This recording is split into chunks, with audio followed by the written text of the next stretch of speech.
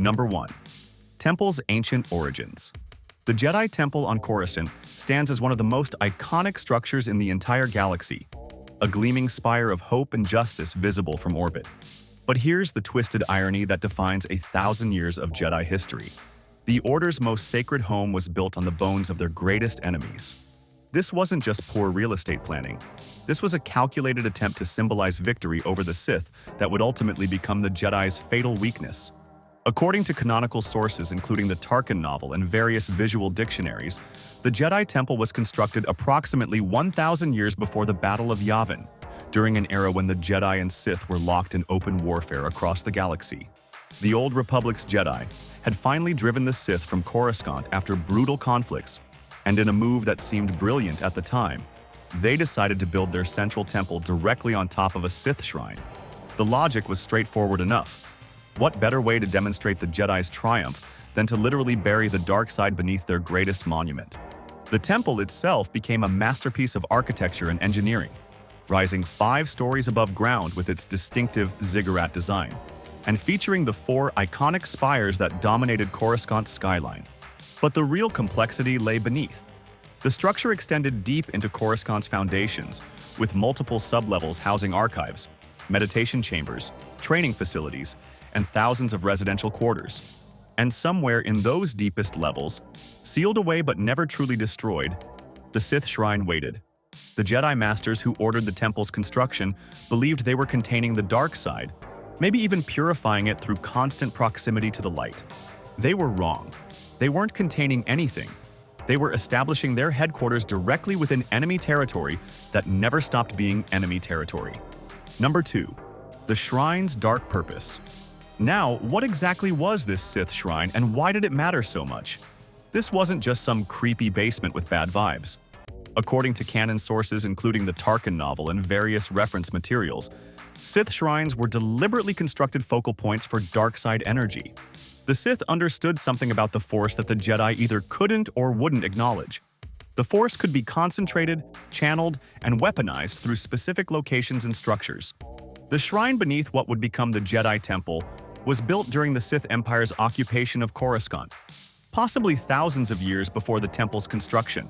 It would have served as a nexus point where Sith Lords performed rituals, meditated on the dark side, and drew power from the suffering and death that permeated Coruscant's history. Think of it as a battery that had been charging with dark side energy for centuries, fed by countless acts of violence, manipulation, and cruelty. The dark side doesn't just fade away like morning fog, it lingers, it seeps, it corrupts. The shrine represented concentrated malevolence, a wound in the Force that actively resisted healing. When the Jedi built their temple on top of it, they weren't neutralizing the threat. They were setting up camp in the middle of a spiritual minefield. Imagine trying to maintain your peace of mind while living directly above a murder scene where the violence never stopped echoing. Now multiply that by 4,000 years. What makes this even more insidious is that the shrine didn't need to be actively used to remain powerful. Darkside Nexus points in Star Wars canon maintain their potency through the very nature of the Force itself. Death, fear, anger, and hatred leave permanent scars on the Force, and the Sith had spent generations deliberately deepening those scars beneath Coruscant's surface. The Jedi thought they were reclaiming sacred ground. In reality, every meditation session was contaminated. Every Force vision was filtered through dark side interference. Number 3. Darkness beneath Coruscant. The full extent of how the shrine affected the Jedi Order becomes clear when we examine what actually happened to the Jedi's connection to the Force. In Star Wars, the Clone Wars animated series, Master Yoda explicitly acknowledges that the dark side clouds everything, making it difficult for the Jedi to sense danger or see the future clearly. But what the series reveals through various episodes and confirmed in official sources like the Tarkin novel is that this wasn't just about Palpatine's personal power. The shrine beneath the temple was acting as a constant interference pattern, disrupting the Jedi's ability to perceive through the Force. Think about how the Force works in Star Wars. Jedi rely on their connection to sense danger, perceive intentions, glimpse possible futures, and feel the ripples of major events across the galaxy. It's like having a sixth sense that connects you to all living things. Now imagine someone installed a jamming device right in the foundation of your house. Every reading you get is slightly distorted. Every premonition is fuzzy. Every attempt to sense danger comes through background noise you can't quite filter out. The Clone Wars episode Voices shows us something crucial. Yoda travels to Dagobah, enters a cave strong with the dark side, and receives visions that are far clearer than anything he experienced in the temple. This isn't coincidence. The Jedi Temple's location on Coruscant, built atop the Sith Shrine, had been degrading their abilities for generations, and they'd simply adapted to operating with diminished capacity. They thought they were sensing the Force normally. They had no idea they were trying to hear whispers through a hurricane of dark side interference. But here's what makes this truly devastating. The Jedi Council knew. References in the Tarkin novel and visual dictionaries confirm that at least some of the senior Jedi Masters were aware of the Shrine's existence beneath their temple. But abandoning the temple meant abandoning Coruscant, abandoning their role as Guardians of the Republic, and admitting that the Sith had won a strategic victory 1,000 years ago. Pride, duty, and institutional inertia kept them rooted in place, even as that place slowly poisoned everything they stood for. The Jedi's blindness cost them everything. If this deep dive into Star Wars' darkest architectural disaster is resonating with you, smash that hype button below. It helps the algorithm, it helps the channel, and it tells YouTube that Star Wars fans want more than just lightsaber battles. We want the good stuff. Number 4. The clouded vision. Let's talk about the practical consequences of having your headquarters sitting on a dark side nexus. The Jedi Order during the Republic's final years exhibited failures of perception that seem almost impossible for Force users of their supposed caliber. They didn't sense Palpatine's true nature despite meeting with him regularly. They didn't foresee the Clone War despite having 1,000 Jedi scattered across the galaxy.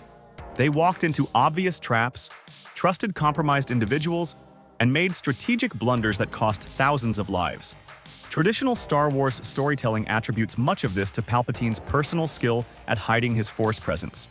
And make no mistake, Darth Sidious was extraordinarily powerful and cunning. But the canonical explanation extends beyond one Sith Lord's abilities. The shrine beneath the temple created a zone of darkness that actively suppressed the Jedi's connection to the Force. It's like trying to smell smoke when you're already standing in a building that's been smoldering for centuries. Your sense adjusts to the constant presence of smoke, making it impossible to detect the new fire until it's already consumed everything. The visual dictionaries and reference materials describe how the shrine's influence manifested as a persistent shroud over the Jedi's perceptions. They would meditate and feel the Force, but it was like looking through frosted glass. They could see shapes and movement, but never quite bring anything into sharp focus. Prophecies became impossible to interpret clearly. Visions of the future fragmented into contradictory possibilities. Even basic Force empathy, the ability to sense emotions and intentions in people nearby, became unreliable. This explains so many of the Jedi Council's catastrophic decisions during the Clone Wars. They sent Jedi Masters into situations that should have screamed danger but barely registered as concerning. They trusted Palpatine's guidance on military matters despite every instinct suggesting they should question his motives. They failed to sense the growth of doubt and anger in Anakin Skywalker, even as he spiraled toward darkness right in front of them. The shrine wasn't just interfering with their vision, it was rewriting their baseline for what normal Force perception felt like. Number 5. Sacred ground. Corrupted. The temple's corruption went beyond just interfering with Force abilities. The very spiritual nature of the Jedi Order began to twist under the influence of the shrine's persistent dark side presence. Canon sources, particularly details from the Clone Wars and various novels, reveal that the Jedi became increasingly rigid, dogmatic, and disconnected from the very ideals they claimed to uphold. This wasn't entirely because of external pressures from the Republic. Something was fundamentally wrong at their core, rotting them from the inside out. Consider the Jedi Code itself. There is no emotion, there is peace. There is no ignorance, there is knowledge. There is no passion, there is serenity. There is no chaos, there is harmony. There is no death, there is the Force. It's a philosophy emphasizing emotional control and understanding. But during the final years of the Republic, it had hardened into emotional suppression and blind certainty. The Jedi stopped questioning themselves. They stopped adapting to changing circumstances. They became so convinced of their own righteousness that they couldn't recognize their own decline. The shrine's influence manifested in subtle but devastating ways.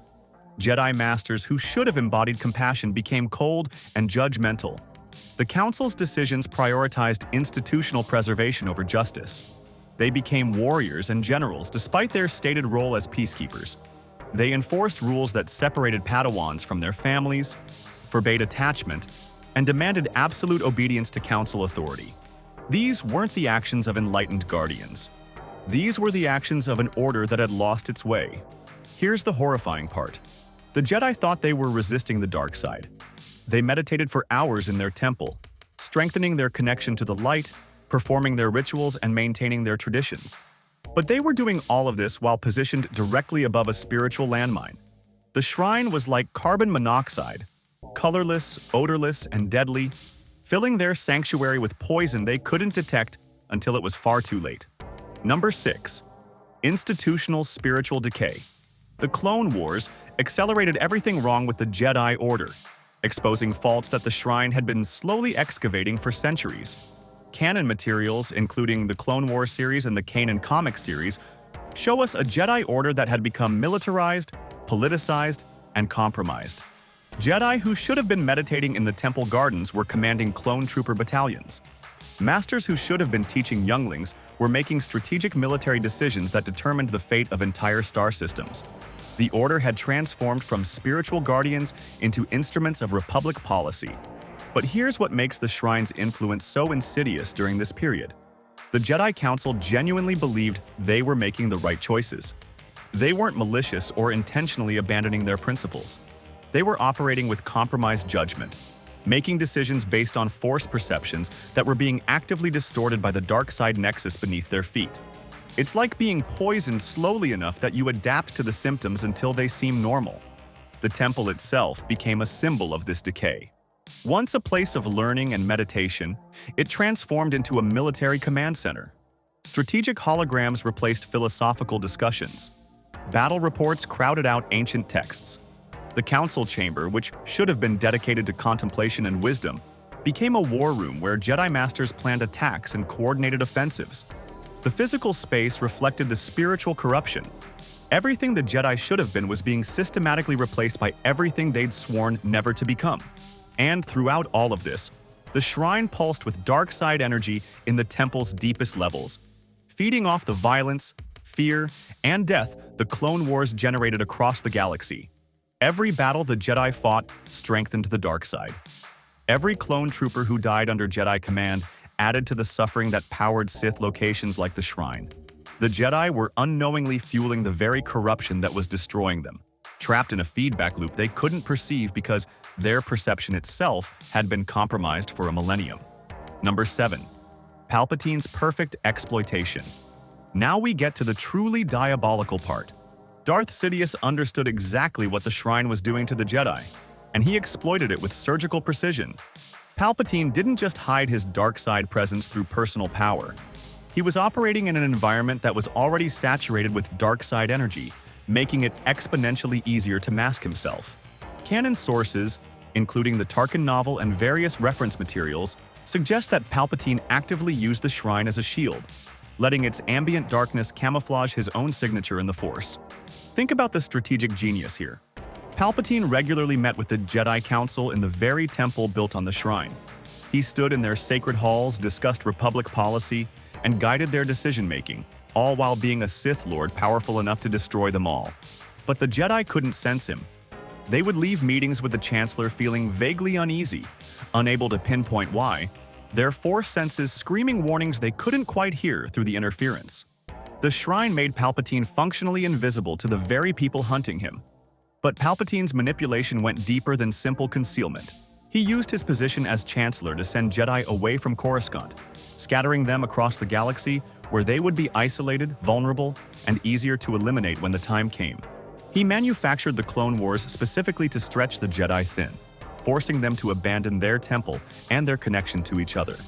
And he did all of this while the Shrine continued its work, suppressing the Jedi's abilities and ensuring they couldn't see the trap closing around them until it was far too late. The execution of Order 66 becomes even more horrific when you understand this context. The Jedi weren't destroyed because they were weak or foolish.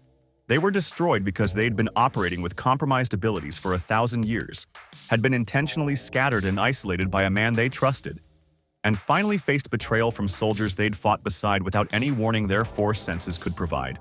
The Shrine had blinded them. Palpatine had positioned them. The clone troopers executed them. It was methodical, calculated genocide built on a foundation laid millennia earlier. Number 8. The Temple's Fall. The aftermath of Order 66 saw the Temple itself transformed into a symbol of Sith victory. Canon sources, including the Darth Vader comics and various reference materials, describe how Palpatine converted the Temple into the Imperial Palace, literally claiming the Jedi's most sacred site as his own throne. This wasn't just symbolic cruelty. It was the completion of a cycle that had begun millennia earlier. The Sith Shrine, buried and contained for 1,000 years, had finally achieved its purpose. The location had consumed the Jedi from within, and now it belonged to the Sith once again. Palpatine's decision to claim the temple demonstrates that he understood its true nature. He didn't need to destroy the building. The dark side nexus beneath it made it the perfect seat of power for the Emperor.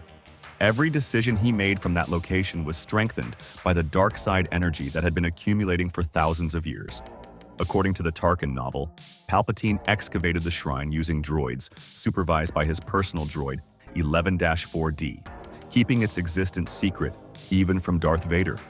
The shrine that had weakened the Jedi now empowered their destroyer, a perfect inversion that the Sith Lord must have found deeply satisfying. The Jedi Order had believed they were building on conquered territory, that they'd claimed victory over the Sith by constructing their temple on the ruins of darkness. But territory isn't truly conquered until you change what it fundamentally is, and the Jedi never managed that. They established their headquarters in a dark side nexus and couldn't understand why their abilities diminished. They were trying to maintain a lighthouse while standing in the eye of a storm that never stopped raging. The real tragedy is that warning signs existed throughout the Order's history. Jedi Masters who meditated in the lower levels of the temple reported disturbing visions. Knights who spent too much time in certain subsections developed unusual aggression or paranoia. The very existence of the shrine was documented in restricted archives. But institutional inertia, pride, and the sheer difficulty of relocating 10,000 Jedi kept the Order rooted in place. They chose convenience and tradition over spiritual safety, and it cost them everything. The Jedi Temple's fall proves that sometimes victory and defeat aren't opposites. They're the same thing seen from different points in time. If you've made it this far into the darkest depths of Jedi failure, hit that hype button, and let's keep exploring the galaxy's most fascinating disasters together. There's always more darkness to uncover in Star Wars.